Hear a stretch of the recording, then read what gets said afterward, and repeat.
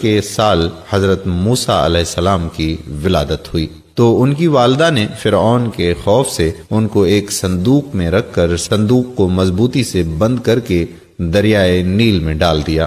دریا سے نکل کر ایک نہر فرعون کے محل کے نیچے بہتی تھی۔ یہ صندوق دریائے نیل سے بہتے ہوئے نہر میں چلا گیا۔ اتفاق سے فرعون اور اس کی بیوی آسیہ دونوں محل میں بیٹھے ہوئے نہر کا نظارہ کر رہے تھے۔ جب ان دونوں نے صندوق کو دیکھا تو خدام کو حکم دیا کہ اس صندوق کو نکال کر محل میں لائیں۔ جب صندوق کھولا گیا تو اس میں سے ایک نہایت خوبصورت بچہ نکلا، جس کے چہرے پر حسن و جمال کے ساتھ ساتھ انوار نبوت کی تجلیاں چمک رہی تھیں۔